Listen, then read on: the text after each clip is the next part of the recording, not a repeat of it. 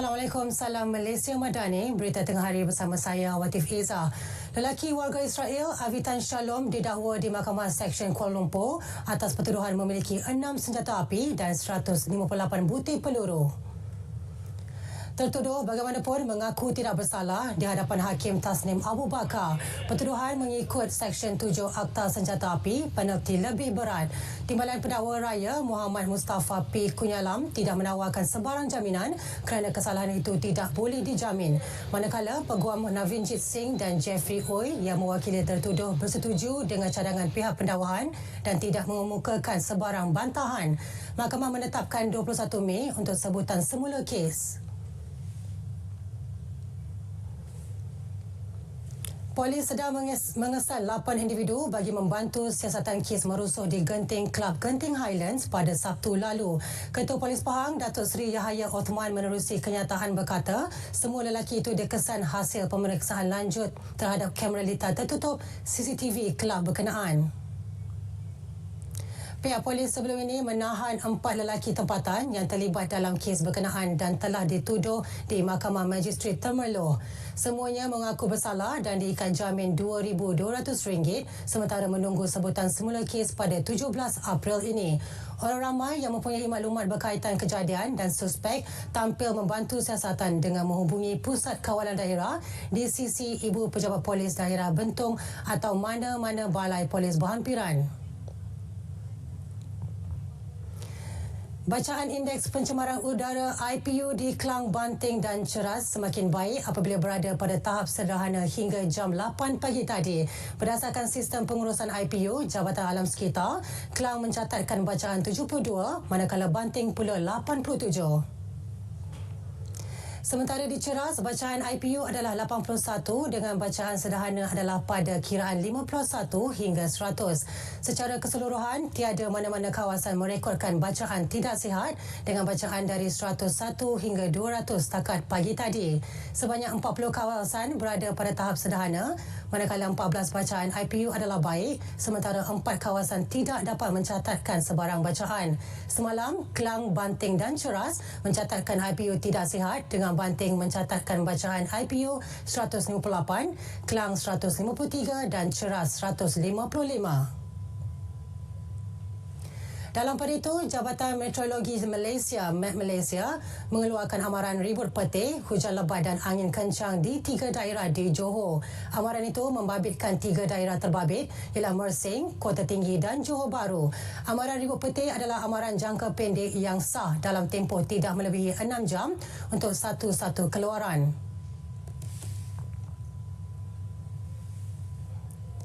Penderitaan yang dialami umat Islam di Palestin akibat kekejaman tentera rejim Zionis turut mendapat perhatian dan simpati Sultan Kedah Al-Aminul Karim Sultan Salahuddin. Baginda turut berharap umat Islam di Palestin akan mendapat keadilan dan kebebasan yang diperjuangkan selama ini. Pengeboman tanpa mengira masa dan tempat seperti di rumah, masjid, sekolah, hospital dan fasiliti kesihatan telah mengakibatkan kerosakan yang teruk dan musnah dalam sekelip mata. Selain itu, bilangan mangsa-mangsa yang terkorban kian meningkat, terutama di kalangan rakyat yang tidak berdosa seperti kanak-kanak, orang tua dan wanita. Dalam titah perutusan sempena Hari Raya Aidilfitri, Al-Aminul Karim Sultan Salahuddin juga menyuruh seluruh rakyat agar sentiasa mensyukuri nikmat dapat hidup di Malaysia dalam keadaan aman dan harmoni. Buat kali ke-19, Karnival Jualan Terbesar India Global Indian Festival 2024 GIF 2024, anjuran agenda Suria Communication Sdn Bhd kini kembali dan seperti biasa diadakan di Pusat Pameran May Valley, Ibu Negara. Karnival itu menjangkakan 150,000 pengunjung pada acara selama 4 hari yang berlangsung dari 10 hingga 14 April ini. GIF 2024 menjadi platform hampir 120 peniaga mengetengahkan pelbagai produk dari negara-negara Asia terutamanya India. Majlis perasmian karnival ini disempurnakan oleh Ahli Parlimen Kelang V. Gana Batirau.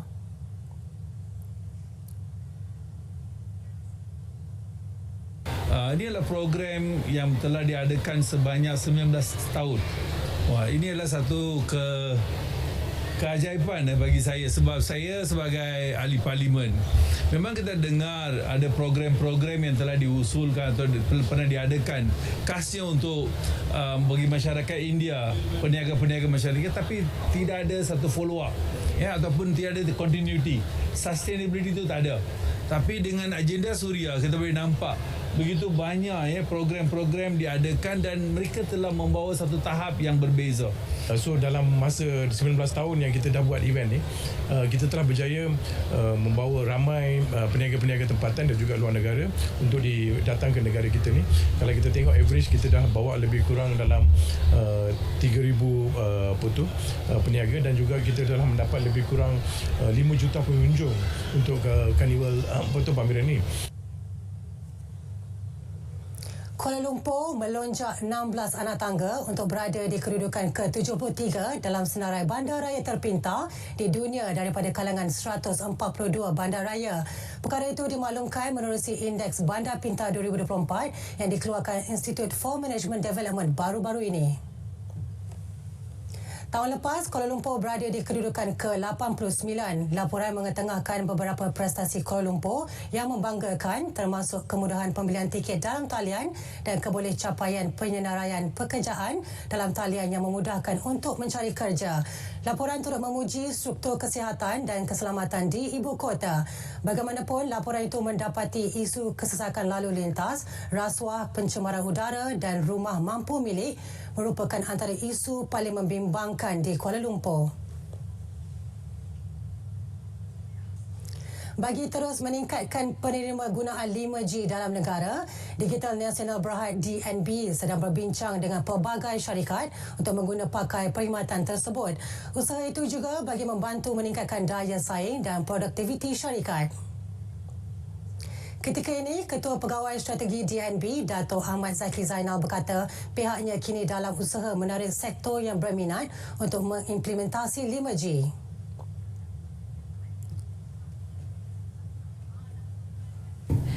Setakat ini telah ada 5G private network di Petronas. Sudah ada 4 lokasi.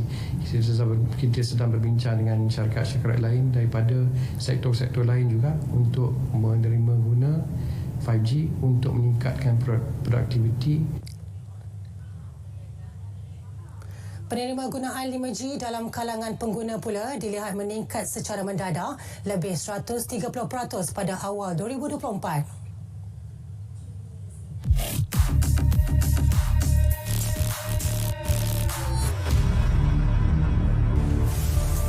Lagi akaun media sosial palsu berkaitan bantuan kerajaan dikesan. Kali ini platform TikTok digunakan. Ibarat pusat sehenti, pengendali akaun mendakwa segala maklumat berkaitan bantuan kerajaan dapat diperoleh menerusi pautan pada akaun berkenaan. Bagi meyakinkan pengguna, logo Malaysia Madani turut digunakan. Semakan pasukan biar betul mendapati akaun itu tidak lain tidak bukan cuba menipu orang ramai.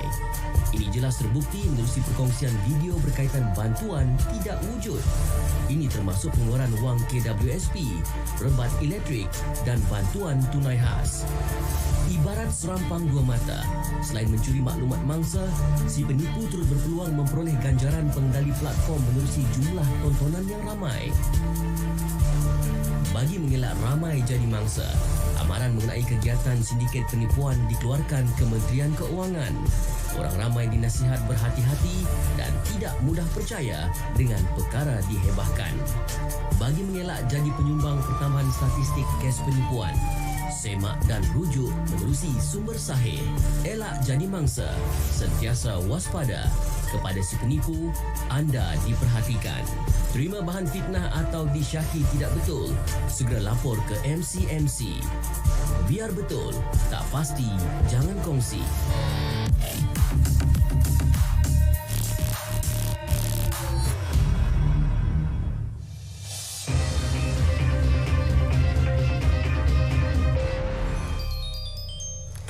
Kata sepakat gagal dicapai, anggota Majlis Keselamatan PBB berhubung permohonan Palestin untuk menjadi anggota penuh PBB.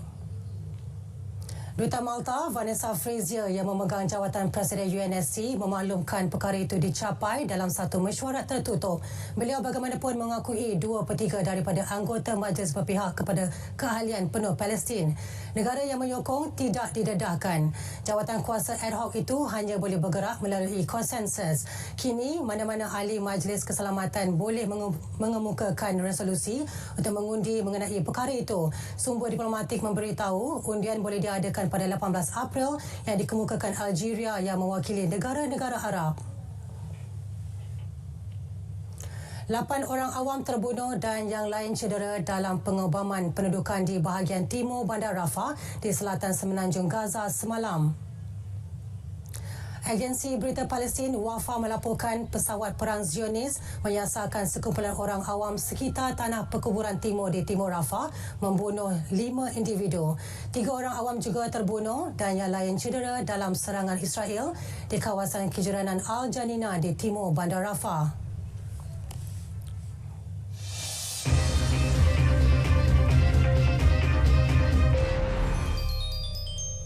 Pengurusan Kedah Darul Aman KDAFC dijangka memberi penjelasan berhubung beberapa perkara yang melanda kelab itu minggu depan. Pemilik majoriti kelab Tan Sri Dr. Muhammad Daud Bakar berkata pihaknya dalam pertimbangan mengadakan sidang media bagi menjawab segala persoalan berhubung kemelut dialami.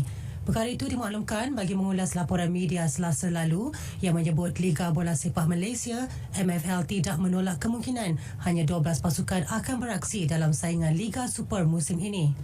Menurut laporan itu, ia selepas status KDAFC masih menjadi tanda tanya kerana belum dapat menyelesaikan tunggakan gaji yang membelenggu pasukan itu musim lepas.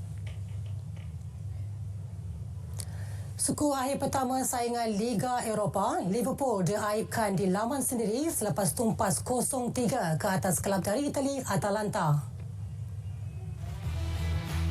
Skuad The Reds diketuai Kapten Virgil van Dijk gagal merobek gawang pasukan pelawat meskipun memiliki lebih 70% penguasaan bola. Jaringan pertama Atalanta dihasilkan pada minit ke-38 menerusi penyerang Gianluca Scamacca. Enggan dimalukan di hadapan penyokong sendiri, pengendali Jurgen Klopp bertindak masukkan Mohamed Salah, Andy Robertson dan Dominic Szoboszlai pada awal babak seterusnya. Namun percaturan itu tidak berhasil selepas Scamacca menambah gol kedua pasukan pada minit ke-60. Hasrat The Reds untuk bangkit akhirnya terkubur dengan jaringan ketiga Atalanta yang dijaringkan pemain tengah Mario Pasalic pada minit ke-83. Kekalahan 0-3 meletakkan Liverpool dalam tugas sukar menjelang pertemuan kedua pada 19 April di tempat lawan.